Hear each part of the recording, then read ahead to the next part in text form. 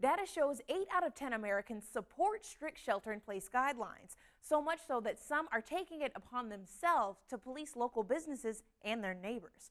It's become so common, it begs the question, are we natural-born tattletales? Neighbors to the left and neighbors to the right are not practicing safe distancing. They don't respect the stay-at-home order nor the keep 6 feet away from other people. It concerns me. When we see someone not following the rules, it is innate in us to go tell somebody, right?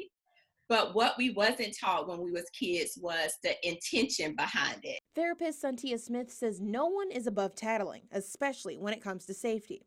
Yet it's the person's motivation that should be the focus. It can't come from a place where it's just all about me and me getting ahead or you taking away something from me. It has to be in a way like I am mutually concerned for your well-being and everybody's well-being. Recent Greenwood resident John Van Eyck is currently working to help communities in his former home state of Arizona. Van Eyck founded Res Refuge Ministries Incorporated's youth center on the Navajo reservation. I'm still on the board and still actively involved with Res Refuge. Right now, I've just been trying to help them out by trying to find them resources as far as donations and get stuff sent to them and all that right now. Van Eyck says not everyone has to be physically present to make sure those in need get help.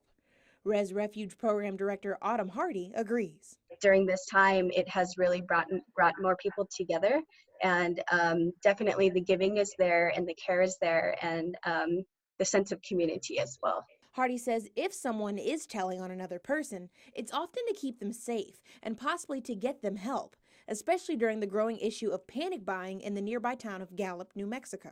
Once a few people realized that some of these supplies were very limited, they started to think about the elders in the community. They started to think about a lot of the elders and the families who do not have the transportation to come into Gallup and to get any of their supplies. And so I feel like that's where these relief efforts started. Smith said those who aren't telling on each other or going out of their way to help others or actively protesting against or ignoring all safety guidelines shouldn't feel pressured to do anything. It may be tempting to go out there and do a kickback and have a good time because staying at home is not easy, by the way, right? So when you're at home and you're seeing people out partying, but then you have to check in with yourself.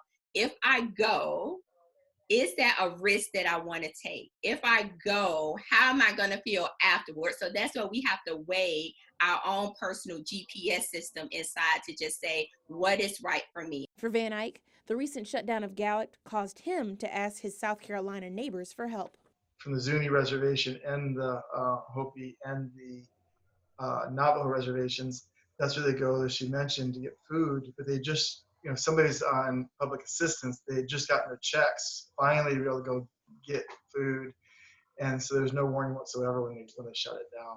From protesting to community engagement to policing safety, Smith says it can all be draining and anxiety-inducing, but she says there's a simple fix.